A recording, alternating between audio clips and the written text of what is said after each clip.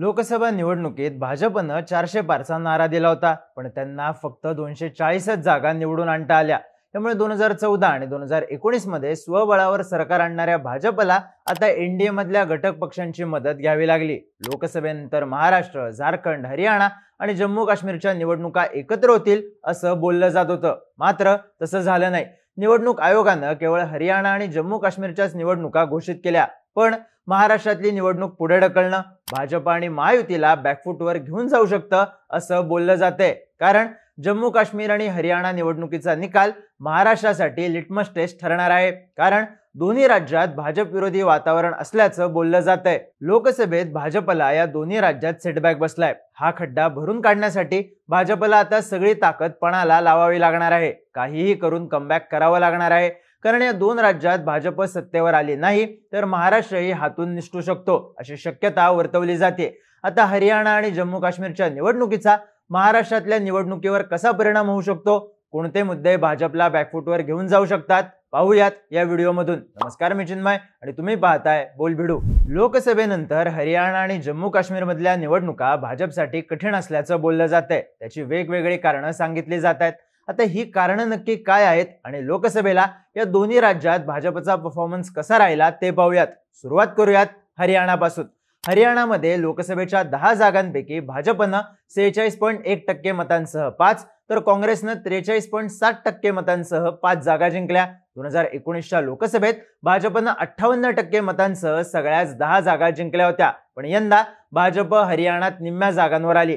भाजपच्या मतांच्या टक्केवारीत 12%ची घट झाली, तर 2019च्या तुलनेत काँग्रेसचा परफॉर्मन्स चांगला राहिला। काँग्रेसला हरियाणाच्या मागच्या निवडणुकीच्या तुलनेत 15.3% मतं जास्त मिळाली। आता ही सगळी आकडेवारी बघितली तर लोकसभेला भाजप बॅकफुटला गेल्याचं दिसतं। भाजपनं 2019च्या लोकसभेला हरियाणात चांगली कामगिरी केली होती, पण त्यानंतर काही दिवसांनी झालेल्या विधानसभेत मात्र भाजपला सेटबॅक बसला। 2019 मध्ये 90 पैकी 40 जागा भाजपच्या पारड्यात पडल्या होत्या।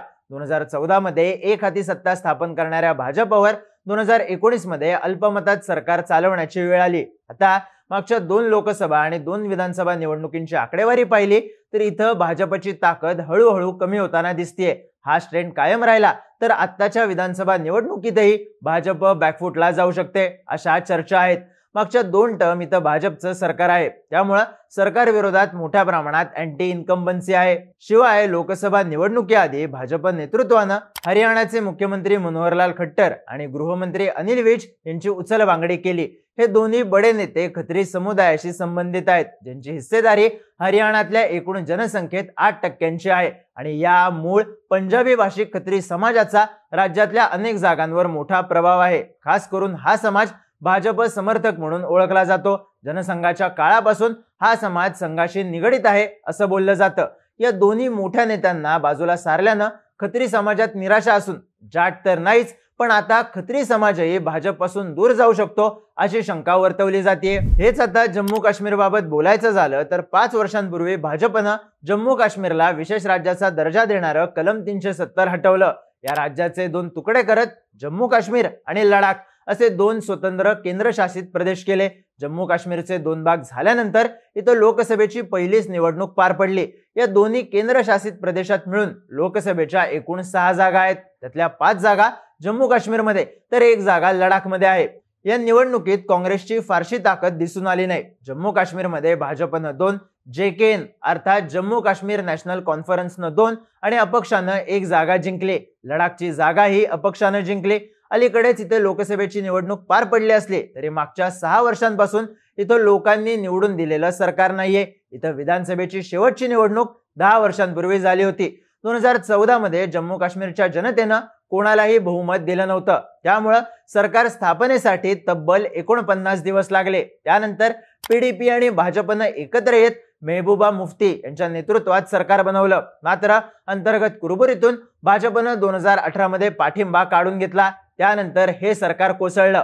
तेव्हापासून जम्मू काश्मीरमध्ये राष्ट्रपती राजवट लागू आहे। 2019 मध्ये भाजपनं 370 कलम हटवलं। जम्मू काश्मीरमधल्या जनतेच्या कल्याणासाठीच केंद्राने हे पाऊल उचलल्याचं बोललं गेलं। तसंच हे कलम हटवल्यापासून जम्मू काश्मीरमध्ये शांतता आहे। विशेष राज्याचा दर्जा काढून घेणं तिथल्या लोकांना आवडलंय हे भाजपनं अनेकदा जाहीरपणे सांगितलंय, पण तिथल्या लोकांना 370 कलम हटवण्याची कृती खरंच आवडली आहे का हे दाखवून देणारी ही निवडणूक आहे। पुनर्रचनेनंतर जम्मू काश्मीरमध्ये विधानसभा मतदारसंघाच्या एकूण 90 जागा आहेत, तर बहुमताचा आकडा 46 आहे। काश्मीर खोऱ्यात 47 जागा असून जम्मू विभागामध्ये 43 जागा आहेत। राज्यात तब्बल 10 वर्षांनी होत असलेल्या निवडणुकीत काँग्रेस एनसीची आघाडी भाजपला टक्कर देण्याच्या तयारीत आहे। मात्र या पक्षांसह मेहबूबा मुफ्ती यांची पीपल्स डेमोक्रॅटिक पार्टी, जमाते इस्लामी, इंजिनियर रशीद यांची अवामी इत्तेहाद पार्टी, सज्जाद लोन यांची पीपल कॉन्फरन्स, अल्ताफ बुखारी यांची अपनी पार्टीसह अनेक अपक्ष आपलं नशीब आजमावत आहेत। आता या दोन्ही राज्यात भाजप पुढे कोणती आव्हानं आहेत तेही पाहूयात। तर मागच्या 5 वर्षांपासून हरियाणात शेतकरी आंदोलनाची धग आहे। केंद्र सरकारच्या 3 कृषी कायद्यांच्या विरोधात प्रामुख्याने पंजाब आणि हरियाणातल्या शेतकऱ्यांनी आंदोलन केलं होतं। हरियाणातले शेतकरी अजूनही शंभू बॉर्डरवर आंदोलन करत आहेत। मागच्या 200 पेक्षा अधिक दिवसांपासून ते वेगवेगळ्या मागण्यांसाठी सरकारला घेरत आहेत। तसंच ऑलिम्पिक पदक विजेत्या महिला कुस्तीपटूंच्या कथित शोषणाचा मुद्दाही इथे चर्चेत आहे। या आंदोलनाचा प्रमुख चेहरा असणाऱ्या विनेश फोगाटनं अलीकडेच काँग्रेसमध्ये प्रवेश केलाय, त्यामुळे राज्यात काँग्रेसची ताकद वाढल्याचं बोललं जातंय। पॅरिस ऑलिम्पिक्समध्ये अपात्र होणं, आंदोलनादरम्यान रस्त्यावरून ओढत नेणं, यामुळे विनेशच्या बाजूने भावनिक लाट आहे। जाट समाजाचा रोषही भाजपवर आहे। एकूणच या सगळ्या बाबींचा भाजपला इथं फटका बसण्याची शक्यता आहे। याशिवाय आता अरविंद केजरीवाल यांचीही तुरुंगातून सुटका झाली आहे, त्यामुळे तेही हरियाणाच्या निवडणुकीत ताकद लावतील। दिल्ली, पंजाब प्रमाणे त्यांचा करिश्मा हरियाणातही चालला तर भाजप बरीच डॅमेज होऊ शकते। याशिवाय जननायक जनता पार्टी सोबत युती तुटल्यानं दुष्यंत चौटाला सुद्धा स्वतंत्र निवडणूक लढवण्याच्या तयारीत आहेत। 2019च्या निवडणुकीत 10 जागा जिंकून जेजेपी किंग मेकर ठरली होती। यावेळी सुद्धा भाजप समोर ही मोठी अडचण असणार आहे, कारण हरियाणा पूर्वीपासूनच लोकदल सारख्या प्रादेशिक पक्षाचा दबदबा असलेलं राज्य ठरलेलं आहे। याचं उत्तम उदाहरण भारताचे माजी उपपंतप्रधान देवीलाल आहेतच। जम्मू काश्मीरमध्ये लोकसभेला भाजपनं 2 जागा जिंकल्या असल्या तरीही इथला अंदाज लागणं अजूनही अवघड आहे। तिथे काँग्रेस किंवा बीजेपी शिवाय स्थानिक पक्ष तुल्यबळ ठरू शकतात। मागच्या 100 दिवसात जम्मू काश्मीरमध्ये तब्बल 25 दहशतवादी हल्ले झालेत। याची सरासरी काढली तर प्रत्येक 4 दिवसांनी इथं एक दहशतवादी हल्ला होतोय असं बोललं जात आहे। त्यामुळे कलम 370 हटवल्यामुळे जम्मू काश्मीरमध्ये शांतता निर्माण झाली, हा भाजपचा दावा फोल ठरताना दिसतोय। त्यामुळे इथे भाजप बॅकफुटला जाऊ शकते अशी चर्चा आहे। शिवाय इराणी केशर आयात केल्यानं जम्मू काश्मीरच्या शेतकऱ्यांमध्ये नाराजी पसरली आहे।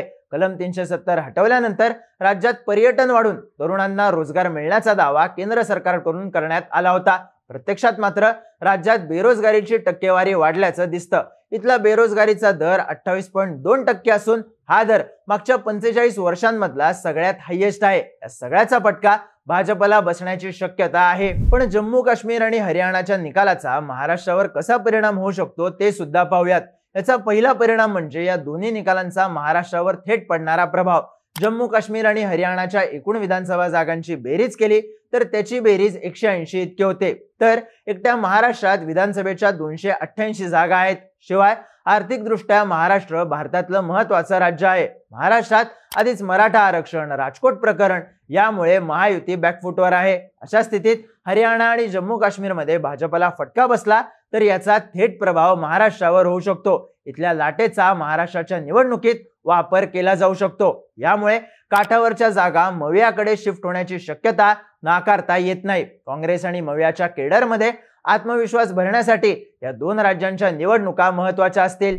याचा दुसरा परिणाम म्हणजे महाराष्ट्र व्हाया केंद्राला बसणारा हादरा। महाराष्ट्रासारखं महत्त्वाचं राज्य भाजपच्या हातून निसटलं तर केंद्रातली भाजपची सत्ता खिळखिळी होऊ शकते। इंडियातल्या घटक पक्षांवरची भाजपची पकड कमजोर होऊ शकते। एकूणच या 2 राज्यांमध्ये भाजपच्या विरोधात निकाल लागला तर महाराष्ट्रातली सत्ताही जाण्याची शक्यता आहे। शिवाय केंद्र सरकारलाही हादरे बसू शकतात। याबाबतचं सूचक वक्तव्य अलीकडेच महाराष्ट्राचे माजी मुख्यमंत्री पृथ्वीराज चव्हाण यांनी केलंय। महाराष्ट्रात सत्तांतर झालं तर केंद्रातलं सरकारही पडेल असं चव्हाण म्हणालेत। त्यामुळे केंद्रातल्या सत्तेला सुरुंग लावणारी निवडणूक म्हणूनही या 2 निवडणुकांकडे पाहिलं जातंय। या 2 राज्यांचा निकाल भाजपच्या विरोधात गेला तर काय परिणाम होऊ शकतो हे आपण पाहिलं।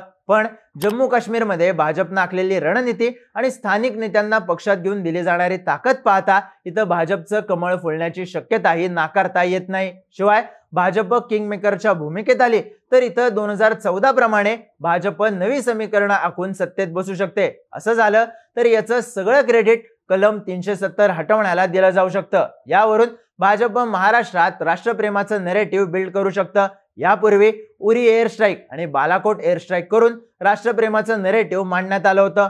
हाच पॅटर्न महाराष्ट्रातही राबवला जाऊ शकतो. याचा फायदा भाजपसह महायुतीला होऊ शकतो. हरियाणा आणि जम्मू काश्मीरच्या निवडणुकांचा महाराष्ट्रावर आणखी काय परिणाम होऊ शकतो, इथं कुणाचं सरकार येऊ शकतं? तुमच्या प्रतिक्रिया कमेंट करून नक्की सांगा आणि माहितीपूर्ण व्हिडिओज पाहण्यासाठी बोलबिडूच्या YouTube चॅनलला सबस्क्राईब करायला विसरू नका.